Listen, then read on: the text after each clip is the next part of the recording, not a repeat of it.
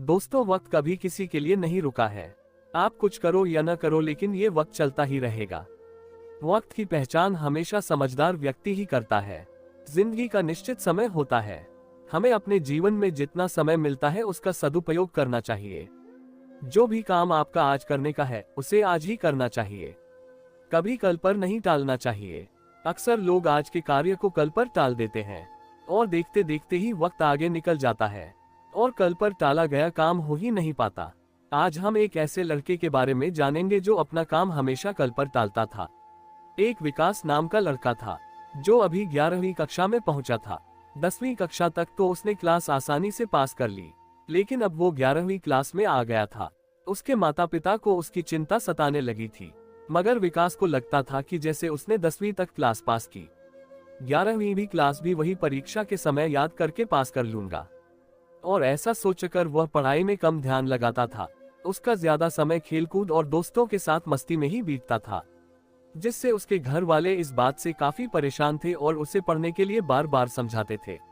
लेकिन विकास अक्सर यही बात बोलता था कि वह कल से पक्का पढ़ाई शुरू कर देगा। लेकिन ऐसे कहते हुए न जाने कितने कल बीत गए, लेकिन विकास के कल की पढ़ाई करने का दिन आता ही नहीं था। समय धीरे धीरे बीत रहा था, जिससे उसके माता पिता अब बहुत ही चिंतित रहने लगे थे। एक दिन की बात है, विकास अपने दोस्तों के साथ घूमने के लिए कहीं दूर गया था, जहां पर उन्हें सुनसान स्थान पर एक बुजुर्ग व्यक्ति बैठा हुआ मिला है, जिसे देखकर विकास और उसके दोस्त उस व्यक्ति के पास गए और उनके बारे में पूछने लगे। तो उस व्यक्ति ने विकास से पूछा, बेटा तुम क्या करते हो? तो विकास बोला, मैं तो पढ़ता हूँ, लेकिन आप क्या करते हो बाबा? जिस पर उसके दोस्तों ने कहा, विकास पढ़ता तो है लेकिन कल से पढ़ेगा ऐसा भी बोलता है। तो इस बात को सुनकर उस बुजुर्ग व्यक्ति ने कहा, ठीक है, मैं तुम लोगों को अपनी जिंदगी के बारे में कुछ बताता हूँ।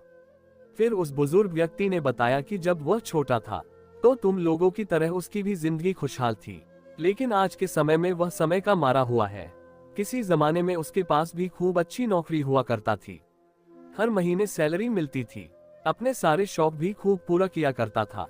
इस दौरान उसे कई अच्छी कंपनी में जॉब के लिए ऑफर भी आए, लेकिन वह सोचता था जब यहाँ अच्छी खासी जिंदगी गुजर रही है तो फिर दूसरी जगह जाने की क्या जरूरत है।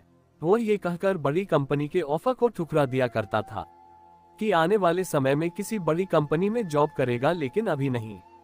वे मिले सभी अवसरों को कल पर टाल दिया करता था।